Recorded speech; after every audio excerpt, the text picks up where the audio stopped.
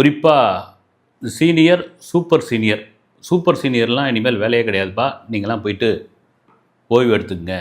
அந்த முடிவை வந்து ஏற்கனவே எதிர்பார்த்து தான் வந்து. ஏன்னா திமுகவிற்குள் ஒரு இளம் ரத்தங்களை பாய்ச்ச வேண்டும், இளைஞர்களுக்கு முக்கியத்துவம் கொடுக்க வேண்டும் அப்படின்ற முக்கிய தீர்மானங்கள் எடுக்கப்பட்டுள்ளது இன்று. அதுக்கு போகிறதுக்கு முன்னாடி 2024 ஆகஸ்ட் 24 கலைஞர் எனும் தாய் அப்படின்ற ஒரு புத்தக வெளியீட்டு விழா. ஒரு நாளைக்கு மறுநாள் வந்தால் 2 வருஷம் ஆக போகுது. முன்னாள் அமைச்சர் ஏவா வேலு எழுதிய அந்த புத்தகத்தை ரஜினிகாந்த் வெளியிட்டு பேசினார். அதை யாரும் மறந்துருக்க மாட்டீங்கன்னு நினைக்கிறேன், ஞாபகப்படுத்துகிறேன். ஒரு தெளிப்பான ஒரு பேச்சாக இருந்தது. எனக்கு தெரிஞ்சு பார்த்தீங்கன்னா ரஜினி சில விஷயங்களில் பல விஷயங்களில் தீர்க்க தரிசனமாக சொல்லக்கூடிய ஒருத்தர் வந்து.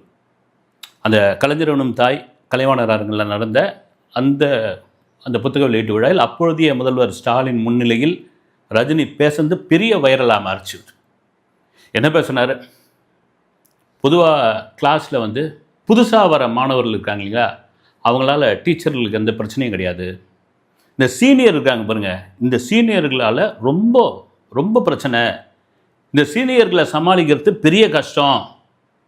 அவங்க ஃபெயில் ஆகிட்டு அதே வகுப்பில் இல்லை, ரேங்க் எடுத்துகிட்டு நான் இந்த வகுப்பை விட்டு போக மாட்டேன், நான் அந்த கிளாஸை விட்டு கிளம்ப மாட்டேன் அப்படின்னு அடம் பிடிச்சிக்கிட்டு இருக்கிற அந்த சீனியர். இந்த டீச்சர் வந்து புதுசாக வரவங்கள அப்படியே ஒன்றும் பிரச்சனையே கிடையாது. இந்த சீனியர்களை சமாளிக்கிறது மிகப்பெரிய கஷ்டம்.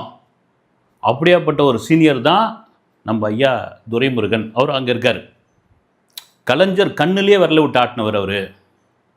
ஏன்னா கலைஞர் வந்து ஏதாவது ஒரு திட்டத்தை, ஏதாவது அறிவிப்பை முடிவு பண்ணி இது எப்படி இருக்குதுன்னு அவர்கிட்ட கேட்டால் சந்தோஷம் அப்படின்னு சொல்லிவிடுவார். ஒரே வார்த்தையில் அது சந்தோஷம் அப்படின்ட்டு வந்து அது பிடிச்சிருக்குது பிடிக்கல, அதுக்கான பதில் வந்து ரெண்டுத்துக்கும் பொதுவானது. ஏன்னா அந்த அளவுக்கு கலைஞருக்கே டஃப் கொடுக்குற ஒருத்தர் வந்து அவர் வந்து ஒரு சூப்பர் சீனியர் அப்படின்னு அந்த கேமரா அப்படியே அவர் ஐயா துரைமுருகனை காட்டும் போது அவர் முகம்லாம் மாறி போயிடும்.